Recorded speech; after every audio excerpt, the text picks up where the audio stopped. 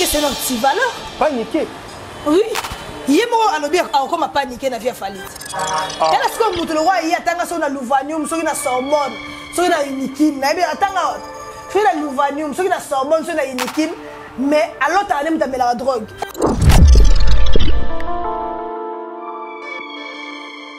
Et puis à nous petit comment on paniquer donc banda les gens bien paniquer. Ah, paniquer ndeni. Il y a même encore paniquer. Donc bisoté. Non. Et puis mina munoko na ye. Malobeza ngai malobanga na zo lobe utse munoko ya paniquer. NL vidéo zo benga soki nati. Alias paniquer.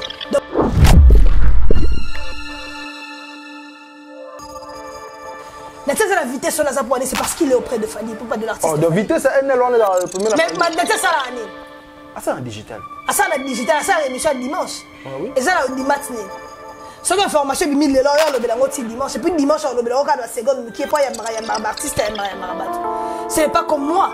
Je veux le choquer. Ngana ça musa ko le gaye na orchestre. Oh, oui ça musa ko le tiro ko. Na ça musa ko le. Ah. Il est paniqué. Donc ils sont même na camarade, aux sans valeur morale, donc aux anti-valeurs. Un anti-valeur c'est quelqu'un qui n'a pas de valeur morale. Mais ceux qui ne savent pas que sont des camarades, camarades ça dit comme c'est pas on se tourner vers l'ennemi, tu n'as pas de valeur morale.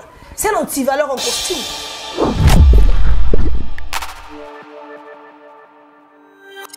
Mais pas. À Salinini.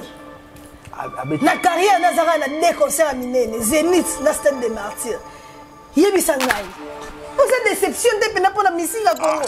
Ma belle de Salibino Michel, je vois tout ça la binoni, pas de Borossa du Sobo. Ah, vous êtes mon nez, le Nengwana. Ma belle de Salaye, ma belle de Salayo, papa. Artiste mon nez, Nengwana, vous avez des salles. Yamine Obeta. Zénith. À petite salle à 2000 places que la Madeleine, à 900 personnes.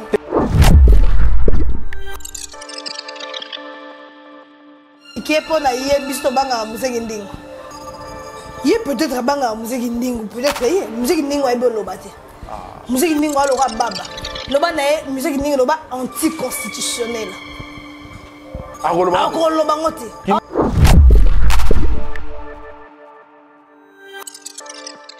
Très chers internautes, bonjour, bonsoir, ça dépend de l'heure à laquelle vous nous suivez. C'est bel et bien Die Lomata, la présentation de Nekatep Serabino. Et Sika Lomataniati, actualité oblige, parce que je suis pas seul, je suis déjà là avec mon invité. Il s'agit de Madame Lisa la Queen. Balobi, Yepenaza Warrior, à Solo Solo Nayende. De redévelopper l'actualité de l'air, mais avant déjà de passer la parole à mon invité, quant à moi, je dis un grand merci à Gloire Dieu, à offrir de la caméra pour composer. Un grand merci à Lady Melemba, je te salue depuis quelque part. Un grand merci à mon vieux Bruno Lubika, l'argent propre, un bon soin pour composer à Djodjongo Naïmen, était avantageuse, patron éternel. Un grand merci à Chouna Chanel, la parisienne, moi Sinzambe, na moni on appelle la musique, Basto Balingara Dilomata. Le maître Carole Chaminga, les jeunes Dibaro, Gloire Moulema, les snipers, prophète Didi Bokunga, que des lions, donc, surtout sur le même langage, Bandeko Touboula, déjà, dans tout ça, déjà, appel à Madame Lisa la Queen, au Badbaya, déjà, comme ça, mon toit dans ma caméra, donc réalisateur en ce gloire dit, quand même, comme Bimisaï, Badba Monaï, Nabetanoïke, ou partout, hollandais, même dans téléphone, dans la télé, moi qui je dis bonjour. Bonjour Lomata. Bonne santé. Ça va. Ah, Namonika, ça va.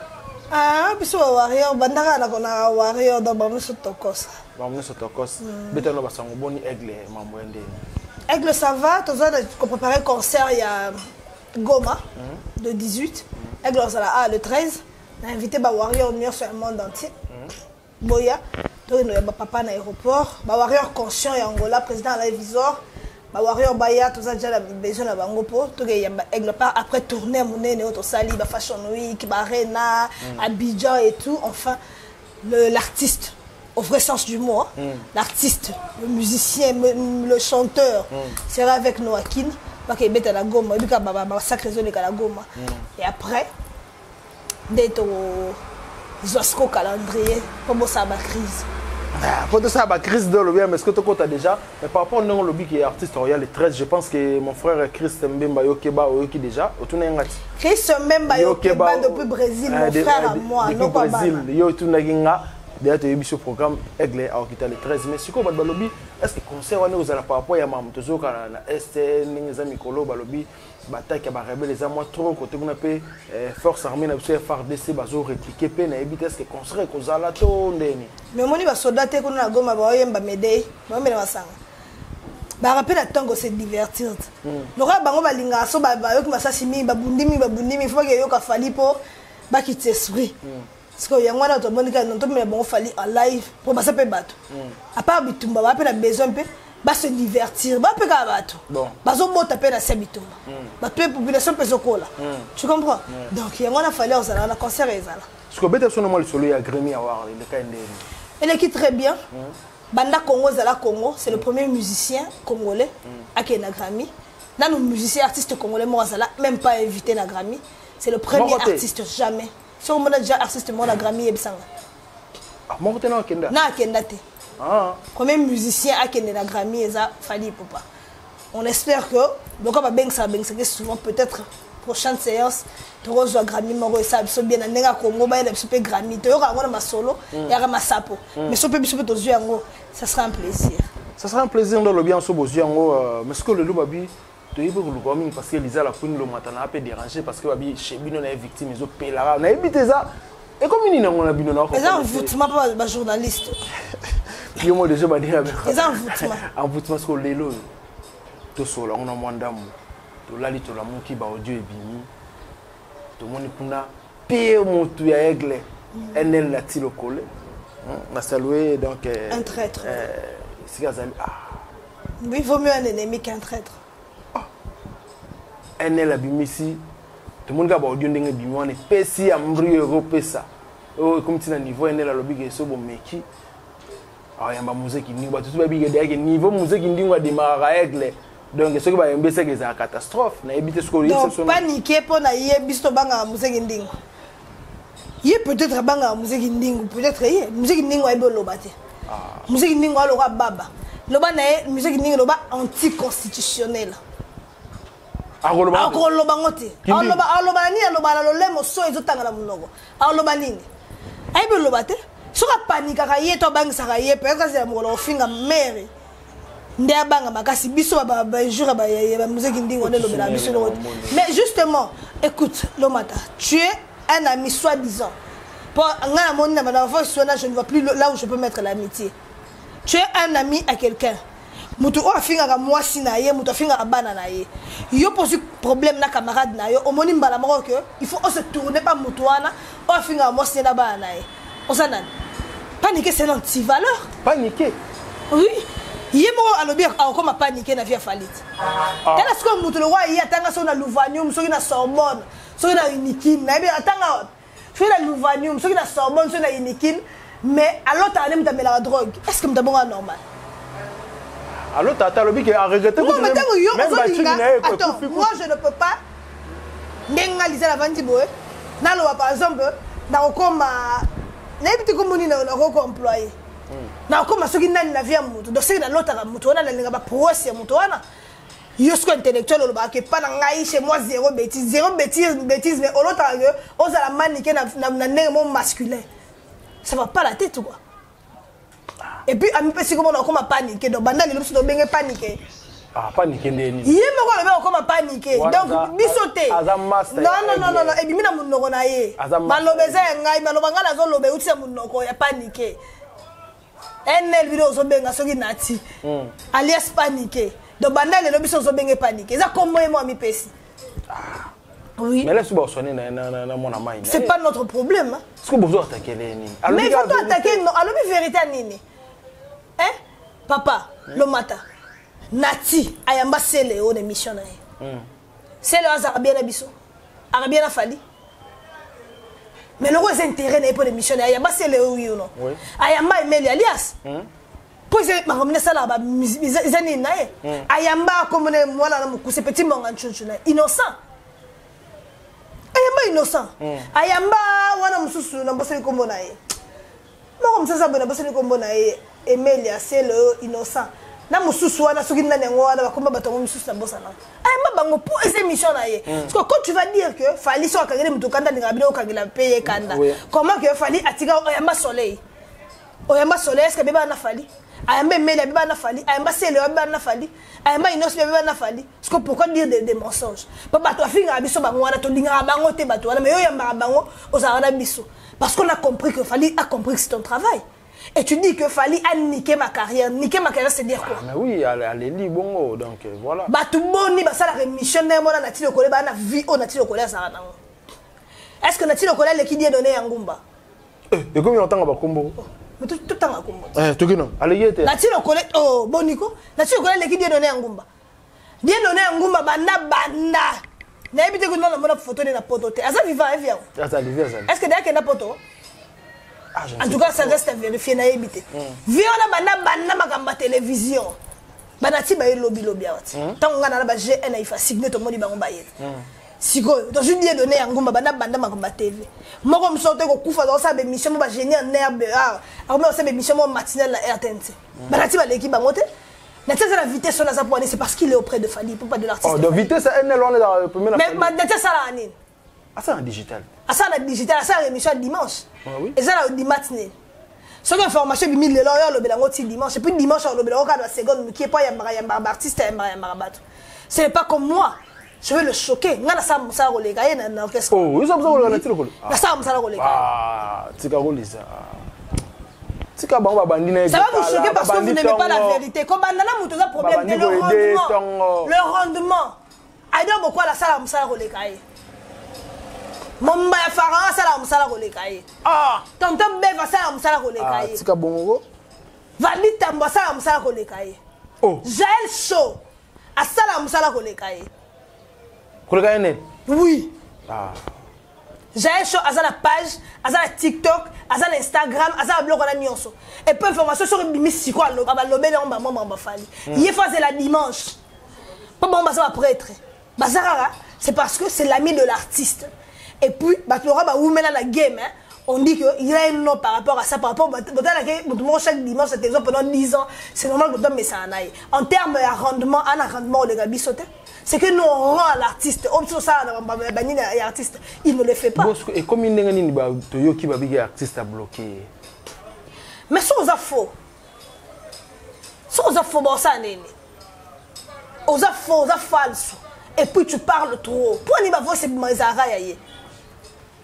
Pourquoi? Pourquoi ma voix c'est ça la moi j'ai déjà reçu ma voix c'est Natia Otongo héritier Watanabe. Attends, héritier Watanabe. Je n'ai pas pu sortir les voice pour Nanga. Datindela omutu mo Angola, vie wana ya Angola. Atindelanga. Wana ko ka ba bomana suna wata to. Mais Nathalie pe na ba numéro wata. C'est rien pe na lo ba bamba Fally te. On pose ngo pe na tindeli pe wata. Mais Nathalie kana biano. Modèle nanga. Andalo bani. Non, l'obate. L'obate. Ça reste à vérifier. Moi, je suis dans le logo, je suis pas dans ma mais je suis dans la capacité de ma cam. Tu n'as pas besoin d'être près de l'artiste. Tu as besoin d'être discret. Dès que je suis dans qui a fait cette interview. Asa on a pas le bagage ma Fally pour ça ma Fally après on est mais il y a le bagage tinda ba voice tinda et lorsque yindeli ba mo lo ba ken piana le gala télévision le bagage Lisa o ye lobby le problème c'est o ya lobité problème c'est o ya le loté to lobité problème c'est rendement o rapporter ni pas ba reprocher déjà o ye lobby tika ken piana qui dit ça na ye lobby na ko lo ba na tité il est qui c'est quelqu'un qui s'est comporté mal qui te dit que quand tu as des problèmes avec ton ami tu dois te tourner vers son ennemi. Si on est camarade, asa un problème na yolo mata. Akemba mo pe ennemi na yolo. Ngela camarade wala azala ennemi na yo bandakala. Ennemi na azala ennemi na en public, ya azala ennemi na yo en privé. On va dire une chose. Mambe bele bimara la ba internet a. Et ça ka ba proche mbaloba. Et pas mal de ça va foutre d'information. Ba nati ba sa kati. O tiso pas ça va foutre ta yo moko. To yeba on finga na ketchup. Mami que je salue. J'ai beaucoup de respect pour la dame. Alam Baraté par exemple que batu balambe la raye biso ke na ndako wana te tu te membre de la colette tu es peut-être na lambaga nini tu penses que ni ba comme cette information là ba proche bo proche c'est ka nende na tie yete na zoloba première pas ba proche na tu comprends ouais et ça me suis pas chose à dévoiler on les a chassés à la mine to quel embrouille à aigle et ça ba mususu ba benim ça ça comme l'information mususu c'est flûté. Tu penses que Manel va bien ça? si on est proche mamba bato ba ke poto a ba journaliste ils ont flouté Ernest et puis quand on a vérifié toi on a que yem de paniquer dans sa rôle ba quand tu ambassade jour boy ba reçoit visage jour boy bon ça yem d'après ça néné d'information il y a un moni néné à jouer à côté là paniquer de NL donc yezawana so likambeleki abone pesa ba petit na yeso ba makangu na yakala ba néné ya information on n'a pas besoin de quelqu'un comme ça biso pour la biso abio ya makindungu atia date paniquer tia date o makindungu yoko tia date yoko tia date atia date yefo tia date o makindungu so si biso pour no ele ba invité so si siko ya makindungu atia date ayambi susu tilapia so si siko yamba Hervé atia date ayambi susu kinani yefo no tia date ayamba ba gouverneur go ba ngo so yamba ba ngo atia date ndeba célébrer à PC à Abia ayamba sur la deuxième tout voilà le roi yamba qui a dit que mon frère ça l'a go démarrer te ça la sambla tout roi yamba va démarrer et là on dit mais to finga fali sika on no ba finga te de bobanga te non ni so ba finga ma déjà ma finga sikeza ah yo lobi ke bobanga te poto tout kanga no parenthèse wana ya na tilo ko le to landi pe maniki pa lobi ba même pas ka baza paniquer na maniki ba passa on passe sunde ni ke paniquer na maniki etikali soki nani mwana nike pa ya po ya papa de azali ya mama azali ba roso ba nike na suka criasa nike to bébé nike pe foya ngala le mal qui a félicité quand même faire goal là pour na mamba Dides Arena abi ke faire goal azana ba fanatique na poto faire goal là ba rotonda parce que ba akende poto kuna mona ke faire goal là vérité ba na ba fan pendant mi balle pe ba mettre ba melança ba chaque jour c'est pas mon problème donc abi ba matière eza bino ne botika ko toucher parce que ba matière eza mais bana il faut passer le matin là ça va bimisa matière ti le bimisite abimisa tena apekisa ka jojo mo ko apekisa ka Landry me l'a dit que la page a komaka que kolobate biso nyonso ba warrior to ya to loba na ya lobat meka warrior biso nyonso to ya wana to loba na ye loba ba simba ba poli poups wana Paris ba loba aloba na ye boko kama asima fwa mpo anini te ya lobi déjà ça n'est pas fallu tele ki botika ya sala ne pas witi wa biso tali biso te kuna na ba benganya na mona changer akim pa Hervé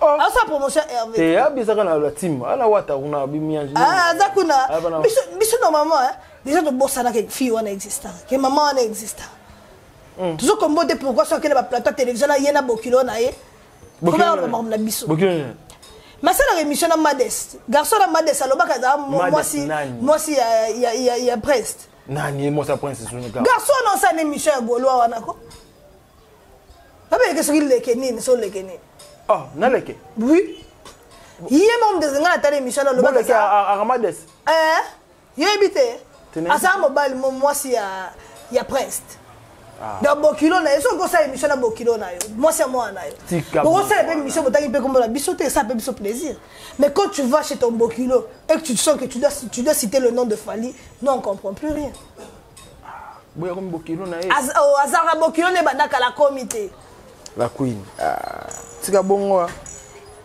botika bo mais moi comment peut sanga moi mawa na mon on dirait na victime on dirait mikolo pe na donc moi non 2024 nzamba lo ba Fabim ça va pièce la poisse ba fone so apembe na Fally fo balongwa eza anema délivrance à makasi ba reine atara ne yema ma minele zo yezo senga suste bato ba sa dede skonde ni ba sa ba double face ba très très c'est ko ale la bi ke ba mele sika mona bato su na bato mo ba o mele na ba ngote c'est tout à fait normal pour réclamer pe ba mele na nani ba na wana ba che na nel ba bi quand même mais notre problème est où Fally c'est un artiste, tout le monde bien. Il est là pour tout le monde. Tu as des problèmes avec Moto, ouais, les sokini, soit boussa ma voice na yo. Tant que Moto ana, aïe pas Fally. À s'excuser. Aïe peut-être pas comme ma camarade. Ba koute na mboka mo ba sa congolais na Abidjan par exemple. Ça Moto na ye concert, faut Fally benga na ye. Donc il n'est pas na bongo. Ça Moto na ye concert matin podium, Fally va tirer na podium chou baluka zonga ponga na za camarade nati. Dans la logique, quand bino moza bokatika ti ba parti ndamboke abenga na mutu. Na nenga politesse, mutu a prendre d'excuses na ye a finga Fally asala makam na ye bango mi bala zo ba voice tindela Jean Robert abimisa ba voice. Et ça problème té. tu sais que Moutou O Azaboye, Pati O Ambroise Azaraboye, si je dois le parler, dire bonjour, limite Nanga Fali, Ezaboye Nango les gars. Ok. Parce que je suis un camarade à Fali, on se peut Nangote. Le roi Master, on est de longue date. Ne ba ken bien ba komisa. Fa benga camarade na et. To soko silika, silika na ba nengene soko silika. Mais ko yete ke no yamba musique ndingo. O yete ke na ko mele paniquer. Donc, ils sont des camarades, ils ont sans valeur morale, donc ils ont anti-valeur. Un anti-valeur, c'est quelqu'un qui n'a pas de valeur morale. Mais ceux qui déjà savent que sont des camarades, ils se tournent vers Benemi, tu n'as pas de valeur morale. C'est un anti-valeur en costume. Voilà. Ah, ok, Bicolo. C'est un anti-valeur en costume. Anti-valeur, vous avez dit que garçon, garçon. Musée, qui n'est. Et tu as il y a japonais. Équipe était. On s'appelle costume, cravate, un peu français, moulaï, c'est pas anti-valeur. Donc notre frère, c'était un anti-valeur. Oui. Parce que par rapport à tout ça, en gros, analyse ça par rapport, on est là au monde. Par rapport à Batu Mingi, tout le monde dirait, est-ce que risque pour des règles là, il y a moi aussi na Batu soit sika. Papa Zwanga bien. Moi Batu nyo so baza aigle yo be bana bibana. Batu tirable. Il y a la baille. Katae, il y a la baille. Il y a la popo. Attends, ça va 50 ans aigle, il y a la baille. Tant que se comporte mal, tu tokati. Tokati. Okati. Bango nyonso tokati bango. Okati bango. Hein? Tokati. Tozo qui peut te donner besoin de baza vrai. Quand on a besoin de ça na biso 50 ans non. On a juste besoin des gens qui sont vrais. Toi on va partir Sarah na biso. Tozo ba ya fiston collègue na biso. Tozo ba Edi Badiata. Azala mwana mutambongo tie ben na fali aga mwana mutambongo tie ben na Jean Robert aga mwana mutambongo. Azala pour mama campagne tie wana pour aigle répétaga. Asala mambebele. Ya solo? Oui. Badiata est bon. Oh. Obi histoire Edi Badiata te. Te obi te biso to ko benga yo ko malanda fali o. Papa bonga nga na la. Fami Badiata ko tuna na ma campagne. Ah, okosa. Na betelo solo li solo. Omoni Jean Robert. Jean Robert. Tango ale utile alongo lingwala. Ake ma campagne na vene ba mami. Amusko bona mutambongo mo azala wana comme Edi Badiata na master ne mo bona bosse mi kombo naye nde Jean Robert ba mi se balinga atambola dana car Jean Robert na carte tambola makolo uta lingwa na ma campagne makolo amonike lo ga mutabe interefona za na ba pecho ba ba misa bala ba pale ba pesa nga ba petit ba eda kaye ba petit na ba magana voiture mo lo boye ba ozole ba la na ba pale mo ga université en beta ko ka bi est-ce que bi ke Edi Badiata si ça na marketing na IEC ouais asi sa classe si le pango est commis par famille soit kenda poto bandero soit na poto atira le pango na yemo wala soit moi je suis musicien wala bongo le pango ba le répéter ba venir sur portail plainte ba benga pas bon ba porta plainte que a comme côté ça va anti valeur na makambere de ça ba répétition histoire za mulai ti batu ba yaga azamu kala ba yebite oh ba yebite mwana mutambongo mwana ya mutambongo na nenga mukete ba na kuma voiture teke na balabala ete na ndaku Yes, quoi, c'est qui on a ministère a besoin d'appui, à ça qu'on appuyer. Nenga ça ina Jean Robert pena ne pas monique parce qu'on a fallu bien, mais ça me peut que fallu. Ah ok nenaye, akena ipena aigle. Ah pour biso to ebi ka zali ne ga même mwana musala ya. Non, yango moni siko mulogola Edi Badiata. Na mbonga ko na mbonga. Siko bana ba bola o ba ya. Pembe na fali. Au moins du fiston coloqué.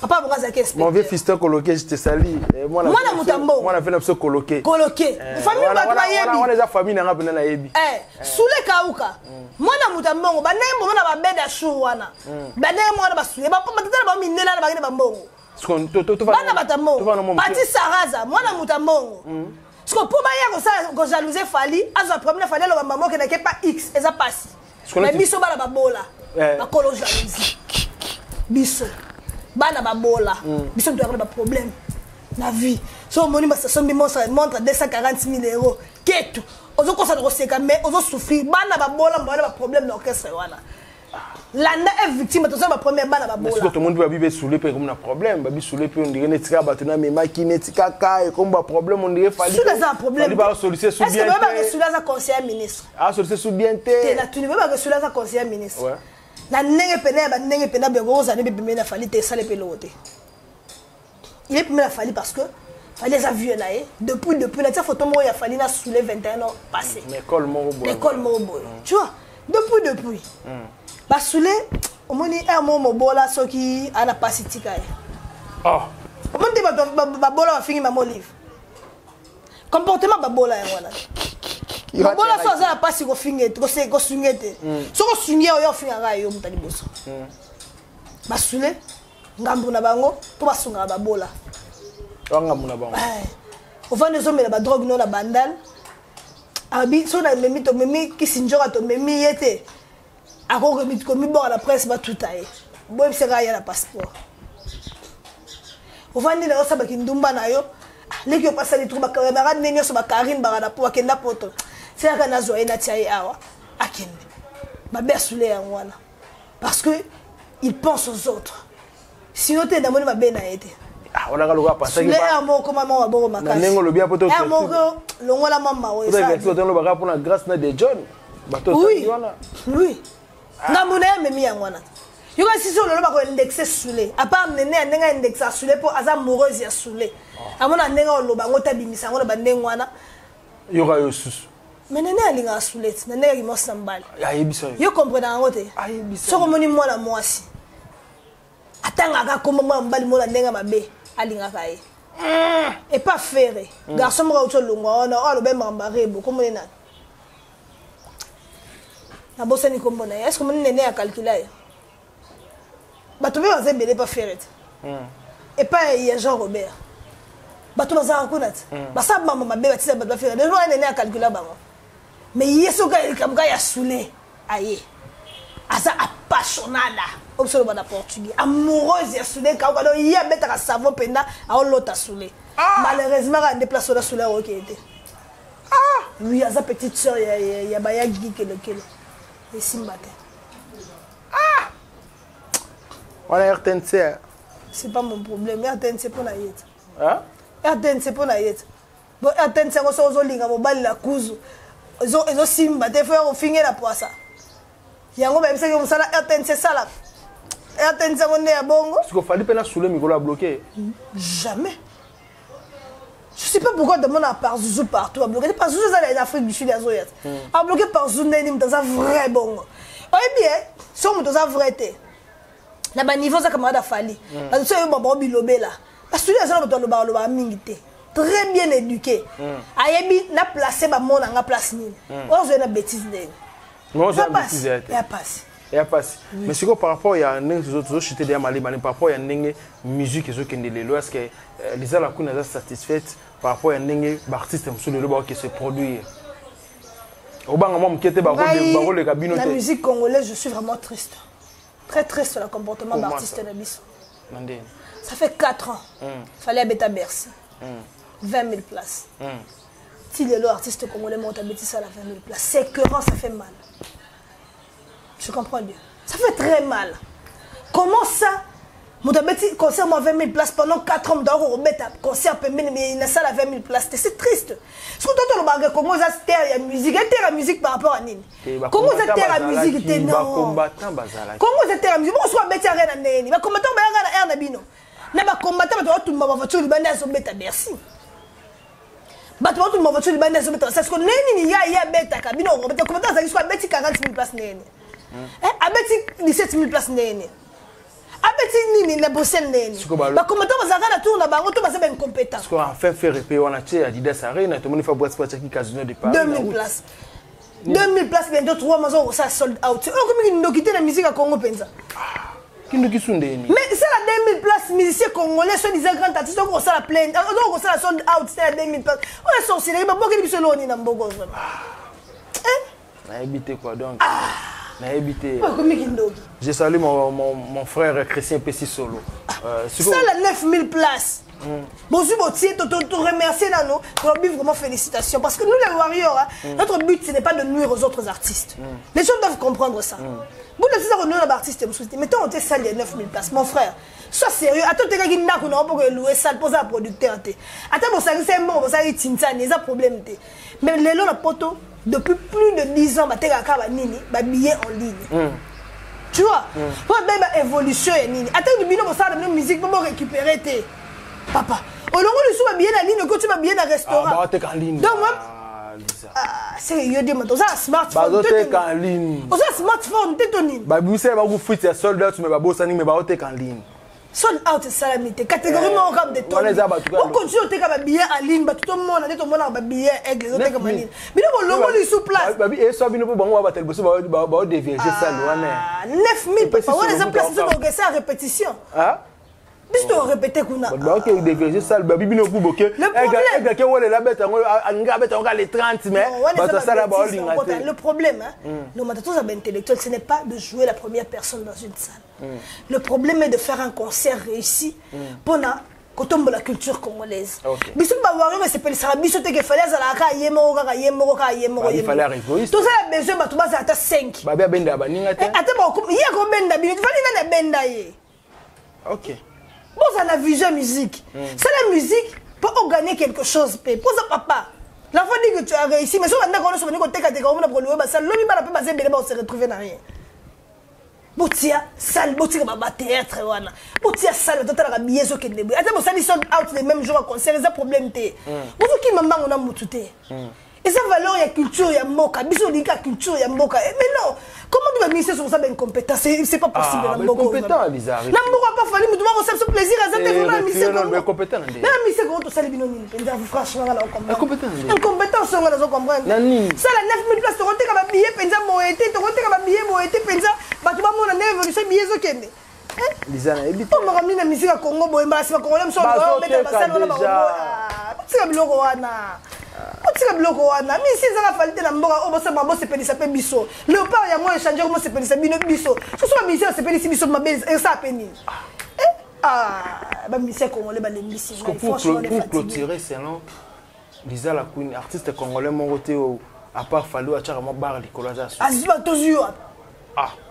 tangela ngaka sinani nani Liza la Queen yo landa wa faire rigola te mais pas asali nini na carrière nazara na deux concerts à minene Zénith na Stade des Martyrs yebisa ngai pour cette déception te pena pour la musique à Congo ma beni to sali bino Michel biso ko to sala bino nini pour ni bo sa biso bo artiste munene pena nengwana ma beni biso sala ye ma beni to sala yo papa artiste munene nengwana zara na deux salles ya minene obeta Zénith a petit ça la 2000 places qu'on a na Madeleine à 900 personnes. Té à 900 te ka yo bien té 900 te. A te ka bien. Et ça la biso passe biso ba warrior et ça biso passe to c'est to passe. Na musique à Congo zo ke to passe. Que besoin charge cette musique bo tiana mutu moko. Ko tanga bana maternelle te longo la ba na niveau na te ona niveau na été longo la ko tanga. De jour maternelle. Ah na katu tangi kombo mo na pena de daju ba za ba kol na poto bo tsaka ba daju te na makambo bo tsaka ba daju te ba kimisa ba daju ba bunda na neo mais pour clôturer babi faut se préparer parce que chemin de la gloire arrive bientôt. Chemin de malheur on a chemin de la gloire malheur te malheur sur ba na ebi na ngate chemin de malheur ba pexanga na ba makamna ya wa manika bibo simba kuna te poso aye ayo beta ba matera ba habi ba matera ma bandi mine 6 mois 3 mois penda dimine penda agle de kawale pa ya otango to komba manike na yo toucher siko chemin de malheur pam awa to na ni sex tap te teblo wana tika ngape na peso tika ba matera oye pazana ngwana aya tika za compétition wana te abi za matera ma tika la mutagana misa population congolaise donc pour Albert déjà avertissait déjà vu déjà net ya bangani bana na boduka te pour yebena le mikolo comme sauf meki bo samba azama ni kala te lelo bo samba c'est bien le rôle ba makamla c'est ngai nazoke de londa kala mingi te ba londa ba prendre dans filmer bino si comme balila za ola na balabala pour comprendre degré ba ndela tuna balabala so ameli biloko aola na balabala ba beko prendre você chito do sabe betangola ba ebi na ngeno filmer bino place yo tembet la image oya c'est bon ba image oya tembet ngai to ko vraiment na suka na Liza la Queen ngana préférer quand même ko benga ipenda madame Liza pour ça la nga plaisir pour partager dans le même plateau en tout cas toujours apena moi bien éviter mot de la fin par rapport entretien mot de la fin si je dois saluer Jojo Mwako Ndaleki Azate le producteur le plus frère Wario il y a des gars babi Jojo Mwako Code Canada et les gars en Europe Jojo Mwako Code Canada biso fait aux accords de Canada. Ya bongo te pesi. En tout cas bana Canada na pesi mbote Jojo Mwaku. Jojo Mwaku ya kuna aku misafa biso aux accords de Canada. Ma beza. Maman Bonheur 5 étoiles, maman na Ibrahim Den Jones. Yes yo ya espèce. Espèce. En espèce. Ya va na l'hôtel 5 étoiles. Pullman. Oh, ça qui est dans Londres Big Sana. Oh, ça qui est dans l'hôtel 5 étoiles. OK. Place artiste me souvent au vendre dans mboka mpaye ça qui avant d'arango. Bon. Maman 5 étoiles, maman Bonheur. Mon grand frère Ben Wili le Gabonais. Je salue. Gabonais-moi de la musique congolaise trop Paulo dos Santos guerrier. Angola na pesimbote na Yamanu Luvaka. Serge Tata Kibokolo ya na ngamoko. Serge Tata Kibokolo na linga ko mingi na pesimbote. Na pesi smotel ba warrior conscient ya Angola président Alain Visor, Franck Énergie, Chabak Mamona, na pesi mbote na Peggy, na pesi mbote ba warrior conscient surtout kuta le 13 photo ya Mapapou, Adilson Full Boss, na pesi mbote Bodrick Mobondo, na pesi bino son mbote depuis l'Angola et le vieux Basile Mouna, le vieux Nabiso na bosente oncle Blaise Selema. Quand on est victime. Ok, merci beaucoup. Je pense que ça n'est fini. Nada. Yoka. Ozawario. Elle est lengue, Ozawario était lengue soukate. Un grand merci à Gloire Dieu qui offre derrière la caméra. Un grand merci à les cordons, les Dim Lemba et pourquoi pas aussi directement mon vieux Bruno Lubika. L'argent prend pour un big dédicace à vous. Un grand merci à Jojo Ndaïmen, des avantageuse de patron éternel. Un grand merci à Shuna Chanel, la parisienne et moi Sinzambe, pourquoi pas aussi à l'unique et les 7 codes mondial et Willy Moucheni. Un grand merci à Batutu Banga Radio, le Matabo, s'abonner massivement à vos likes. Vos commentaires, ça fait énormément plaisir et puis on se revoit à la fois prochaine. Bye.